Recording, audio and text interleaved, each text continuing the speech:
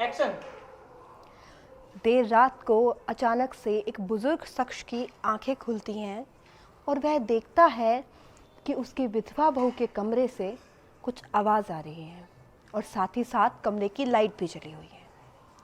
जैसे ही वह शख्स आगे बढ़कर खिड़की से अंदर झांकता है तो वह कुछ ऐसा देखता है जिसकी उसने कल्पना भी नहीं की होगी।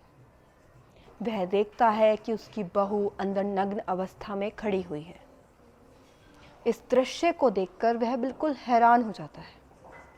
अंदर से उसकी बहू भी उसे देख लेती है और अपने आप को इस आपत्तिजनक स्थिति में पाकर कुछ परेशान सी हो जाती है। नमस्कार, आदाब, सत श्री अकाल। मैं हूं आपकी होस्ट महिमा चौधरी और मैं आज आपके लिए फिर से लेकर आई हूं क्राइम की दुनिया की एक और सच्ची घटना। तो दोस्तों, ये कहानी है राजस्थान के भरतपुर शहर के नज़दीकी गांव नूह की। इस कहानी की शुरुआत सन 2015 में होती है, जब नूह निवासी पवन कुमार की शादी कानपुर निवासी 16 वर्षीय रीमा के साथ होती है। यूँ तो दोनों की उम्र में लगभग 14 साल का अंतर था, लेकिन फिर भी इनकी शादी ठीक ठाक चल रही थी। इस शादी से इन दोनों के 2 बच्चे भी थे, एक बेटा और एक बेटी। शादी के 3 साल के बाद यानी कि सन 2018 में पवन कुमार अपनी पत्नी रीमा को लेकर दिल्ली शहर रोजगार की तलाश में चले जाते हैं। वहाँ भी सब कुछ ठीक चल रहा होता है कि तभी अचानक से पवन कुमार के ही गांव के उसके एक दोस्त भागेंद्र उर्फ भोला का उसके घर पर आना जाना शुरू हो जाता है। भागेंद्र उर्फ भोला धीरे धीरे रीमा की ओर आकर्षित होने लगता है और रीमा भी भोला से प्यार करने लगती है। अब ये दोनों पवन कुमार की अनुपस्थिति में एक दूसरे से मिला करते थे और ऐसे ही ये दोनों अपनी अपनी ज़िंदगी में खुश थे। लेकिन तभी 2020 में कोरोना काल आ जाता है और कोरोना के चलते पवन कुमार अपनी पत्नी रीमा और अपने बच्चों के साथ गांव वापस लौट जाता है। वो नूह गांव में ही कोई छोटा मोटा काम शुरू कर देता है, लेकिन रीमा को भागेंद्र उर्फ भोला की यादें सताती थी, क्योंकि दोनों एक दूसरे के प्यार में जो पड़ गए थे।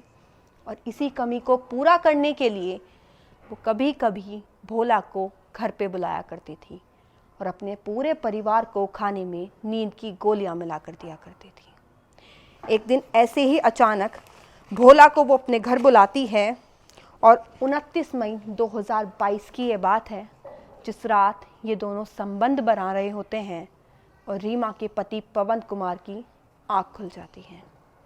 अपनी पत्नी को इस आपत्तिजनक स्थिति में देखकर एक पुरुष क्या कर सकता है?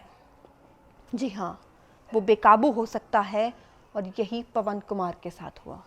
अपनी पत्नी और अपने दोस्त को इस स्थिति में देखकर वो बेकाबू हो गया और रीमा के ऊपर चिल्लाने लगा। रीमा उसके पांव पकड़कर उससे माफ़ी मांगने लगी, लेकिन उसने रीमा को लताड़ दिया और जैसे ही वो शोर मचाने के लिए बाहर जा रहा था, भोला ने अचानक उसे पीछे से पकड़ लिया, उसके मुंह को दबाया, धीरे धीरे करके उसके गले को दबाने लगा। साथ ही रीमा उसे पैरों से पकड़ने की कोशिश कर रही थी और इन्हीं सब छीना झपटी के बीच पवन कुमार धड़ाम से नीचे गिरते हैं और उनका सर किसी नुकीली चीज़ से टकराता है।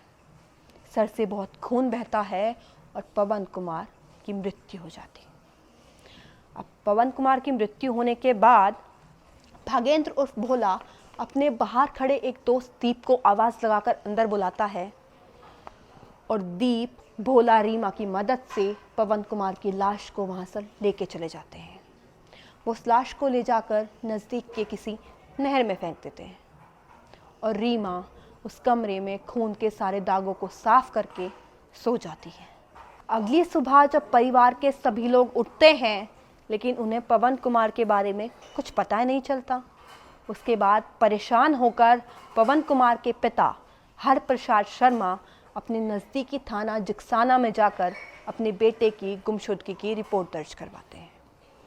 अब पुलिस पूछताछ करने घर पर आती है और वो परिवार के एक एक सदस्य से पूछताछ करती है, लेकिन जैसे ही वो पवन कुमार की पत्नी रीमा से पूछताछ करने के लिए जाती है तो जो उसके ससुर हैं हरप्रसाद शर्मा, वो पुलिस से कहते हैं कि उसे अपनी बहू पर सबसे ज़्यादा भरोसा है। और जब भी पुलिस पूछताछ करती है वो अपनी बहू के सामने एक ढाल बनकर खड़े हो जाते हैं। और इसी विश्वास को बनाए रखने के लिए रीमा भी कुछ दिनों के लिए भोला से मिलना जुलना बंद कर देती है। लेकिन वो कहा है ना कि अगर किसी की आदत लग जाए तो वो छूटे नहीं छूटती। और यही रीमा के साथ भी होता है।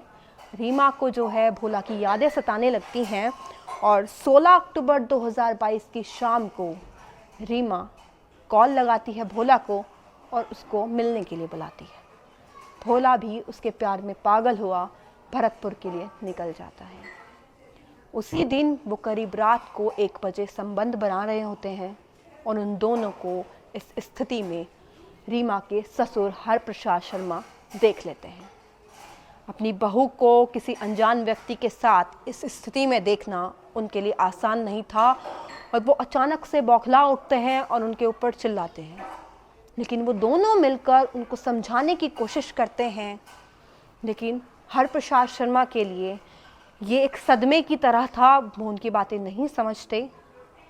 अचानक भोला को उस पर गुस्सा आ जाता है और वो हरप्रसाद शर्मा को धमकी देता है कि अगर उसने इस बात का जिक्र कहीं बाहर जाकर किया तो वो उसका भी वही हाल करेगा जो उसके बेटे का किया था। भोला के मुंह से ये बातें सुनकर रीमा के ससुर को पता चल जाता है कि उसके बेटे के गायब होने के पीछे उसकी बहू और उसके दोस्त का ही हाथ है। लेकिन वो बहुत दिमाग से काम लेता है और उस समय रात को उनकी बातें समझने का बस एक नाटक करता है। अगली सुबह वो पुलिस को इस बात की खबर देता है और पुलिस की मदद से अपनी बहू को उसके मायके भिजवाता है। मायके जाने के बाद पुलिस उनके कमरे की तलाशी लेती है और वहाँ से उन्हें खून के सने कुछ कपड़े मिलते हैं, जिससे ये बात सिद्ध हो जाती है कि पवन कुमार को मारने के पीछे उसकी पत्नी और उसके दोस्त का हाथ था। और पुलिस इन दोनों को रिमांड पर उठा लेती है और पुलिस कस्टडी में ये दोनों 29 मई 2022 की उस रात की पूरी कहानी बयां करते हैं और पुलिस के सामने कबूल करते हैं कि पवन कुमार की हत्या उन्होंने ही की थी। पवन कुमार की हत्या की साजिश में, अपराध में उन दोनों को जेल भेज दिया जाता है। तो दोस्तों, ये कहानी थी एक ऐसी लड़की की जिसने अपने पति के साथ साथ अपने ससुराल वालों का भरोसा जीता, लेकिन उसकी एक गलती ने उसे उसके मायके, ससुराल, यहाँ तक कि उसके दोनों बच्चों की नज़रों में भी उसे विलन बना दिया। अपने पति की मौत की सज़ा तो उसे मिलेगी ही, साथ ही साथ अपने दोनों बच्चों से उम्र भर दूर रहने की जो सज़ा है वो शायद उम्र कैद की सज़ा से भी बड़ी सज़ा है। तो इस कहानी को सुनाने का उद्देश्य आप में से किसी का भी दिल दुखाना नहीं था, बस आप लोगों को सतर्क करना था, सावधान करना था। जल्दी ही मिलते हैं क्राइम की दुनिया की एक और नई सच्ची कहानी के साथ। अभी मैं आपसे विदा चाहती हूँ। नमस्कार।